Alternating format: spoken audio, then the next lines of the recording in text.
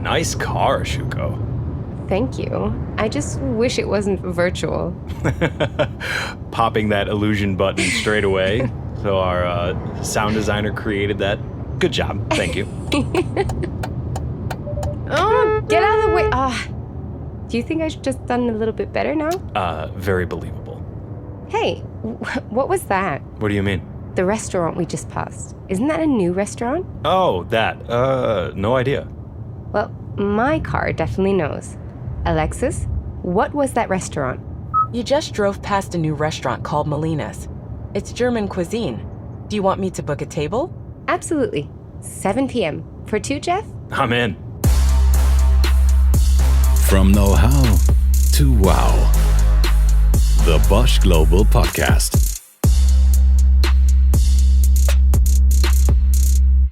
This option to get information about what you see at the side of the road that we just simulated, that's something that cars will soon come with. But what's really fascinating is that comfort functions like this originate in safety features. So let's start at the beginning. My name is Geoff. Welcome to our episode about sensors and cameras monitoring the interior of vehicles. And I'm Shuko. So yeah, it all starts with technology that we've had in our cars for many years. Technology that watches me as a driver and makes sure I'm fit to drive. Because, let's be honest, we're not always the best at judging our own capabilities. You might think that you can drive 5 hours without taking a break, when, in fact, you're already showing signs of drowsiness. I'm no exception, and neither is our guest today, Bosch product manager Tyler Warga. I typically drive across the country multiple times, and the country being the United States, per year. And so I've driven to Utah, and between Utah and Michigan 5 times in the last 12 months. So it's been quite a bit. So, Geoff, I'll need a little bit of your help because I'm not that familiar with U.S. geography. So let me map that. We're going from Utah to Michigan. Mm-hmm. Yep. So let's say something like Salt Lake City to Detroit. That'll work. Okay, so we're talking about, and I'm sorry, I have to give this in kilometers, but we're talking about around 2,670 kilometers. I don't think I've ever driven this far before. For our American colleagues, that is 2,280 miles, just so we're on the same page here. Miles. And yes, it does take a few days, that's for sure. And it's not always the best scenery on top of that. When you look at a typical driver, they know best, and it's including myself. And people will say, like, I'm not distracted, I'm not drowsy. Or so they think. And so it can be helpful for our own safety and the safety of other road users that, in fact, you are drowsy and you should take a break.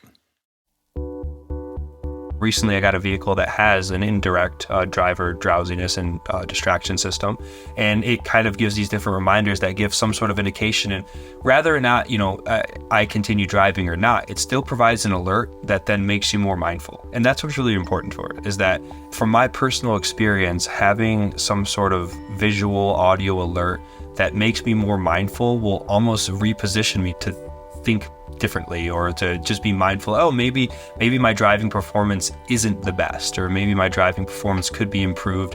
And then it has nudged me to maybe take a quick gas station stop and get something to eat or drink or something like that, and then continue on. So can you explain how a car can actually detect how fit I am as a driver? Tyler mentioned that it's an indirect system, and maybe another indirect sound. I'm not sure if it's getting picked up in the microphone. My dog is upset about some test sirens right now. So He's sirening himself. He's sirening himself, exactly. So anyway, it is an indirect system, and that usually works using a steering angle sensor.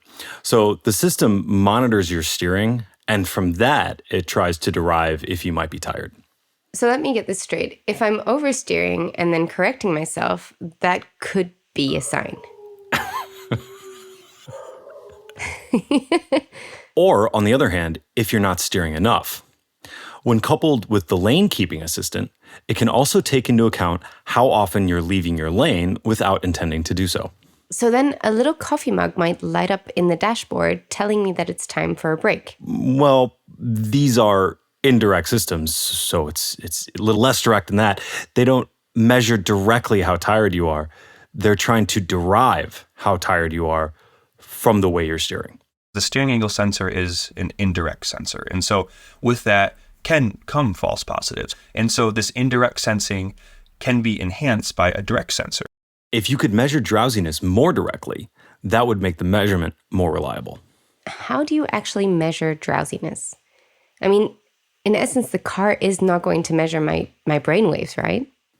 Actually, no need for that, because it's actually possible to determine how tired someone is just by looking at your face. What do you mean my face now?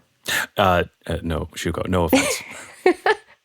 If you must know, I slept like a baby, so you must have misread something. I don't have No any signs of circles under your sleepiness. eyes or anything like that. No, it's not just you. I meant the royal you. Okay. Everyone's face sends drowsiness signals, and they can actually be captured simply by a camera. What the camera can do is actually directly measure the driver's, let's say, facial features to really understand if they are drowsy or not. Does Tyler mean by facial features something like yawning? Yes, yawning certainly is one way of determining that someone is tired. In engineering speak, this means that the algorithm detects mouth opening for an extended amount of time.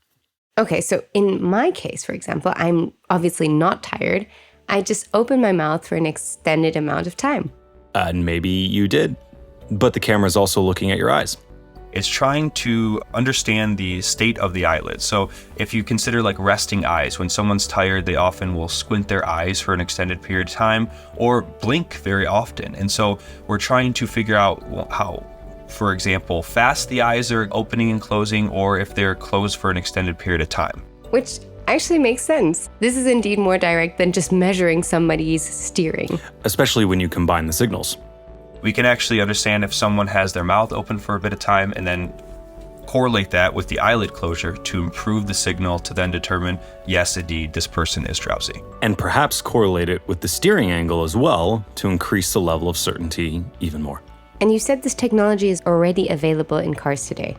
That's correct. Could you maybe tell me where I would find that camera? I'll let Tyler answer that. That's actually a really good question because in general, some people want to find the camera and some people don't want to find the camera, right? So typically a lot of cameras are located like at the steering column or the A-pillar, for example. We also have some cameras positioned more in the middle of the vehicle, so like on the display or the mirror. I think it's an important point. Do we want to see the camera all the time? Probably not. But should it be completely hidden, almost recording us like in secret?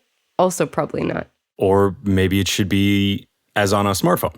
You know the camera's there, you know where it sits, but you don't really think about it every time you look at your phone because it's kind of camouflaged in that black area. Yeah, I don't really feel comfortable about a camera watching me as a driver, I have to admit, but I'm probably not the only one feeling this way, right? Probably not, but for sure, no one is ever going to see those images. This system is there just to remind you to be a responsible driver. And there's actually a push globally to install systems like these and make them even more capable to increase road safety. Specifically in Europe, we do see regulations and also consumer testing requirements that actually are promoting the installation or requiring the installation. Here in the US as well, there are efforts to make such systems mandatory. And regulators, as well as the engineers at Bosch, are thinking about more ways to leverage these cameras. Because once they're in the car, you can do much more with them than just detecting drowsiness. So I guess my face is giving away more information about my state than I maybe wanted to. Once again, your eyes specifically. I don't think the police do this in Germany, where you live. Where I live. But here in the States, when they stop you, they might actually ask you to exit the car. And then they stand in front of you and they're moving a finger or a pen back and forth in front of your eyes. They have the finger going back and forth and they ask you to follow their finger. What an officer is subjectively measuring is the smooth pursuit of that individual's eyes. But in this case, we're actually trying to figure out if you're sober or not, right? Precisely. They are looking for saccades. So this time you're going to be able to do the research for me, but I have actually never heard this word in English. What is a saccade? I'm so glad you asked because I had to look it up myself. A A saccade is when your pupils almost jump from one position to the next. It's a rapid movement from right to left, as an example. So I could probably compare it to somebody reading. Or just looking around a room. The thing is, when you're intoxicated, that is, if you have alcohol in your system, your eyes have trouble following a movement smoothly, and instead they are jumping from one point to the next. Meaning more saccades. Yes, and it's important to note you don't have control over this. To be honest, I think about it even in a sober state. I don't tend to think about how much I move my eyes. It kind of happens naturally. And that's exactly why it's useful in detection. And it's another signal that a camera can pick up. Believe it or not, the camera can actually track that as well too. And then from there, we determine the velocity, we determine the count, also where the pupil is fixated on, and then we correlate that with the behavior. So all that is to say, future cars might be able to help reduce drunk driving. And I think that's amazing. So this is, again, a topic of invented for life, probably as well, because there are so many terrible crashes that I think could be avoided. And I mean, alcohol is only one drug that could impair a driver. That's right. Tyler, what about other drugs? We actually conducted a collaborative study focusing on alcohol detection. Reason being is because there's been more so a regulatory push in this direction, also consumer testing push, and so this is the direction we're going, but the potential to track other drugs is possible. So we are evaluating that as well, but it is believed that, there are different involuntary behaviors associated with other drugs that also can be tracked, or in the case maybe sudden sickness events. In a lot of cases where someone may have a sudden sickness event where they would pass out, there are different behaviors that may be detected prior to that, or in the case that it is actually happening, at least understand that and then provide the signal if the vehicle is capable to execute a minimal risk maneuver, for example. Which means the car could pull over to the side of the road and stop. It sounds like there could be a lot more coming, though. A lot of functions that make roads safer just by having an eye on drivers and making sure they're doing okay. Isn't it fascinating that there's so much that you can read from someone's face? Very fascinating. And there are also things you as a human might be able to read from someone's face, and you're not even aware of it. Like you meet a new person and you instantly have a gut feeling about them. Something like, I don't trust this guy, or I want to be friends with this person. So I did read up a little bit on this. And do you think you can distinguish a fake smile from a real smile? I certainly would like to think so, but I have a feeling you're about to tell me that I can't. Let yourself be surprised. So I found this psychology professor, Kennon Sheldon, who published actually about this. And he has a nice portrait picture on his University of Missouri staff profile page. And on it, he looks very friendly to me, but I couldn't really tell, is it a fake smile or a real one? I'm pretty good at Duchenne smiles, actually, so it probably was a real Duchenne smile. A Duchenne smile? Jeff's getting a little bit nervous. So many French words. This is testing my skills. This was named after Guillaume Duchenne, a French physician in the 19th century. A Duchenne smile is a smile that involves the entire face, especially the muscles around the eyes. And so they lift the eyes and the cheek. And so it's not just the mouth moving in a smile, it's the whole face smiling. And perceivers can tell that you're really feeling that positive emotion when you express a Duchenne smile. So basically, it's really smiling with your eyes. And when somebody does that, it's probably real. And it's not something that you can really do on purpose. You have to actually be feeling it, and then it's just a kind of symptom of that feeling. Yeah, except he said... Here we go. Yeah, but he said that he is good at it, and he did it on purpose for his profile picture. True. And you'd also expect the actors can fake it, because otherwise you wouldn't really believe their emotions in films. And it probably just has to do with being able to bring to mind something or some aspect of the situation that's really amusing to you. So you have to make yourself feel it at that moment. And so that's how you can fake it, is to get a real feeling that's not really about what the perceiver might think it's about. See, Geoff, you've got tips for the next photos. But Kennon says the Duchenne smiles are universal. So all humans can produce them and read them, independent of what culture we grew up in, because they're older than the culture.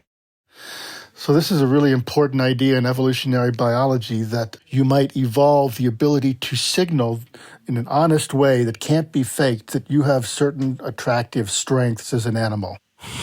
So strengths that go beyond muscles and being able to dominate or, I don't know, build a nest. I think we're talking more of social strength in this context. Nest building is a social strength. We think that the Duchenne smile evolved in part to give us a way to signal to each other that, hey, I'm here, things are good, I'm genuine, this is authentic, I'm not trying to take advantage of you. Okay, so dear listeners, I can see Shuko right now. Shuko, would you please smile at me? That's the fakest thing I've ever seen. No, it's not. No, I don't agree. I'm always happy when I see you, Geoff. All right, let's try again. Try and think of something genuinely amusing. So maybe like me doing jumping jacks. And if you don't know what I'm talking about, go to our previous episode, listeners. Okay, how's this?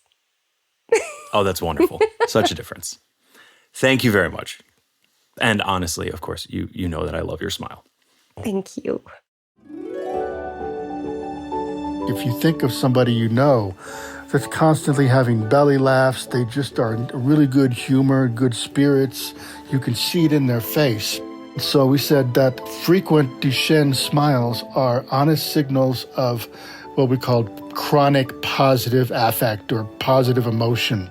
And those are the people that you really kind of want to associate with. You want to marry them, you want them on your team, you want them as friends, because they're going to make you feel good, and it's not fake. They're feeling it, and they help you feel it.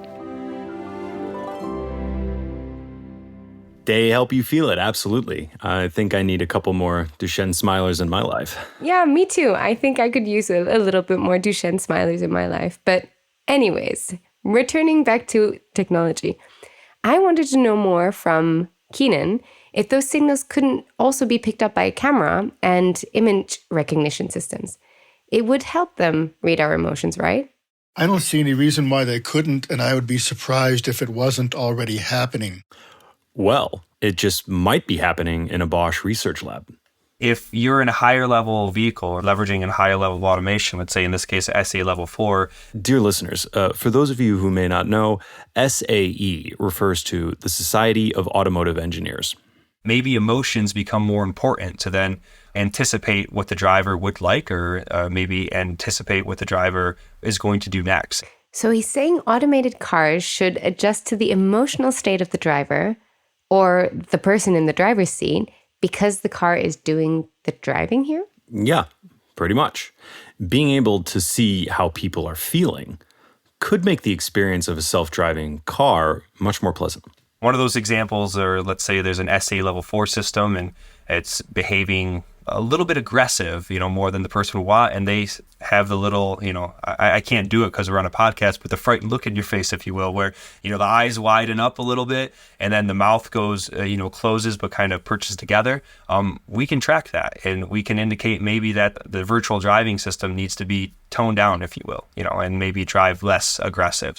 A car reading and understanding my emotions. That really does sound like the future. Doesn't it though? Right. Yeah. It's I would say definitely futuristic, but also definitely realistic if you consider what we can already do today and how we can, again, enhance the overall driving experience for the driver and occupants.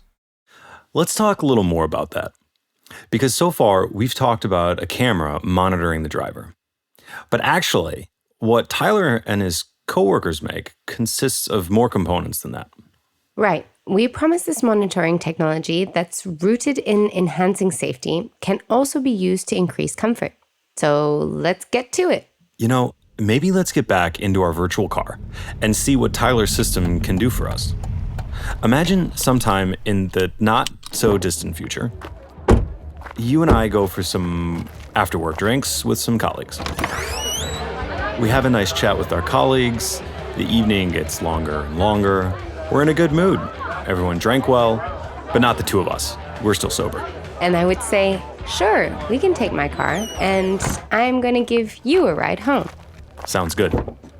But then we get into the car, you on the driver's side, me on the passenger side, and it turns out your beer was in fact not alcohol-free.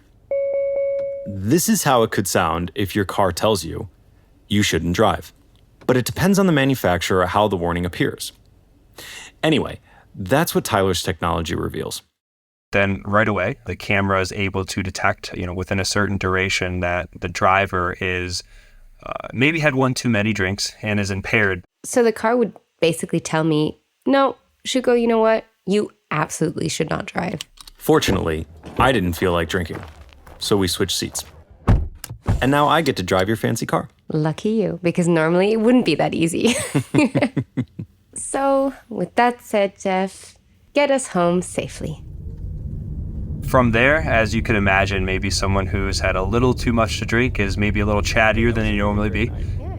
And so from there, the passenger is talking back and forth to the driver. And so the driver continues to look back at the passenger to have a normal conversation as you would in a vehicle. At one point, I'm kind of looking at you for too long, and I'm not having my eyes on the road for an extended amount of time. And the first distraction warning is issued. That means the camera system can also determine when you're not looking. Yes, but this time, not just by looking at your eyes or your pupils, but also at your whole head.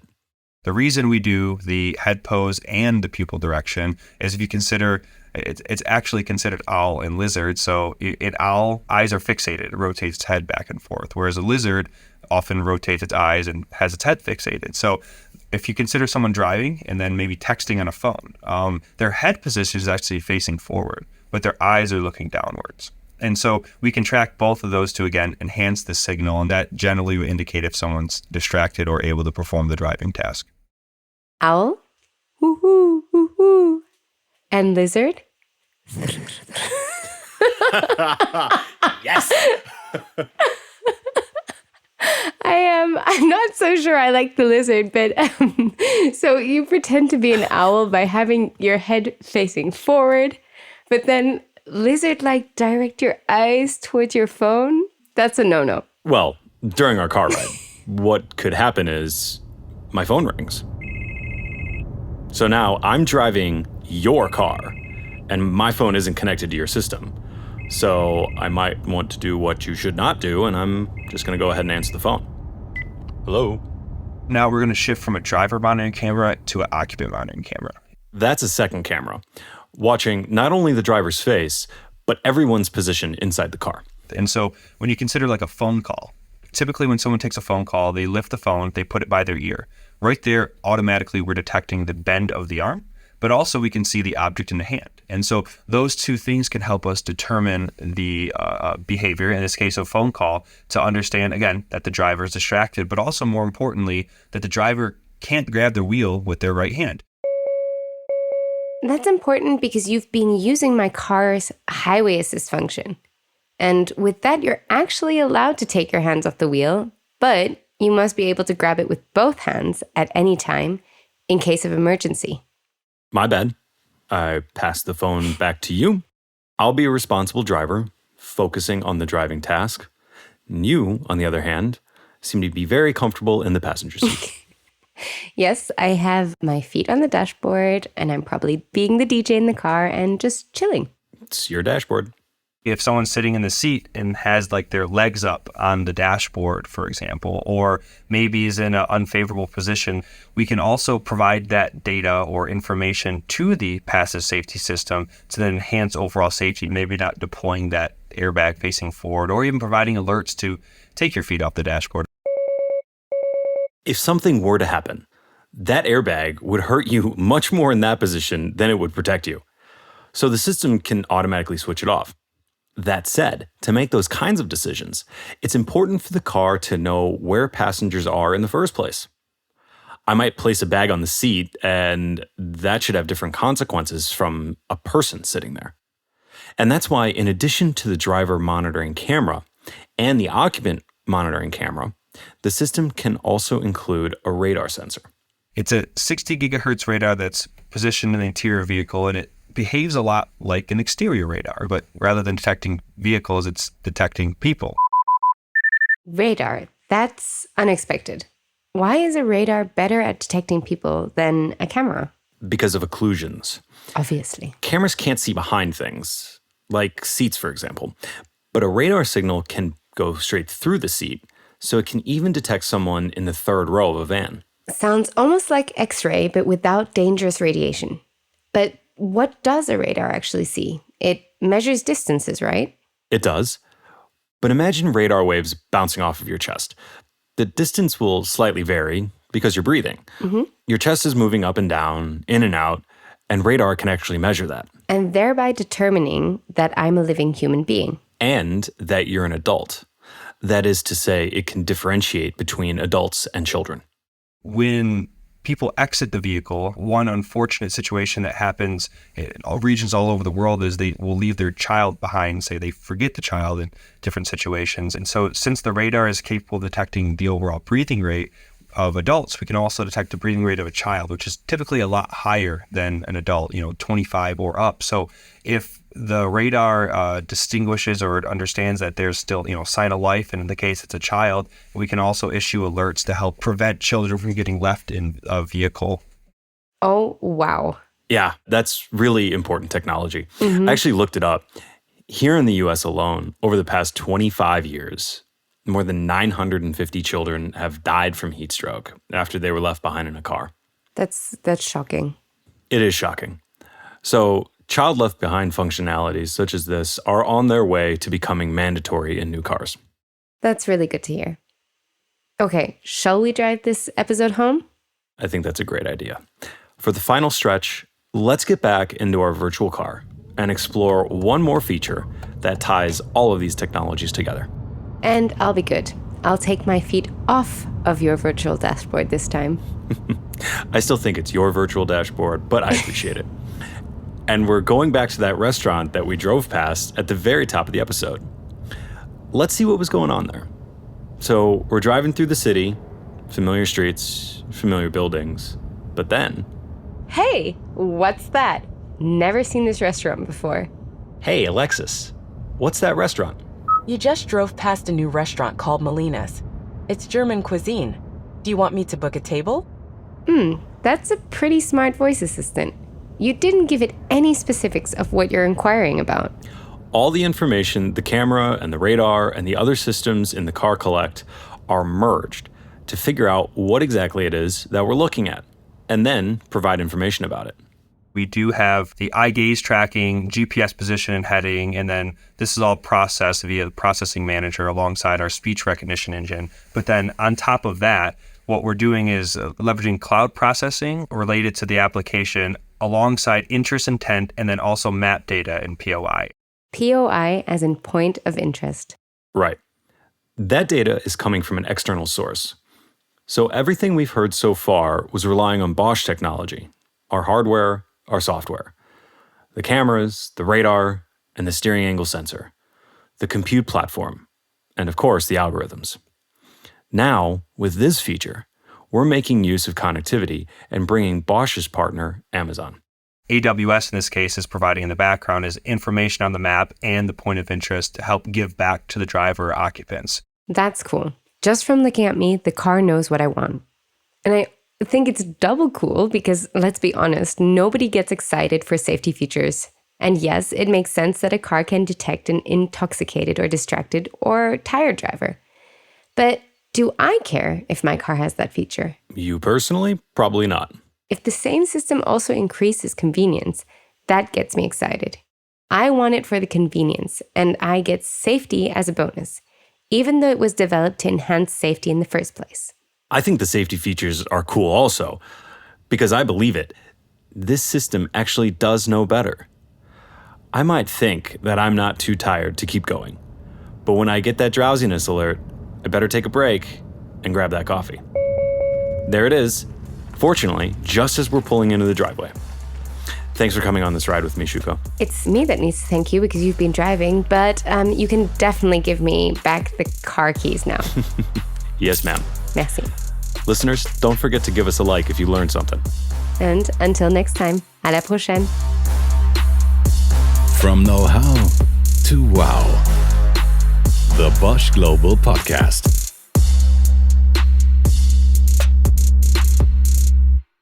Dear listeners, I'm Geoff's voice avatar, and I'll be hosting the next deep dive. Tyler will be our guest again. He will reveal more features about the interior camera system. And he will talk about implementation challenges like sunglasses which could obstruct a driver's eyes.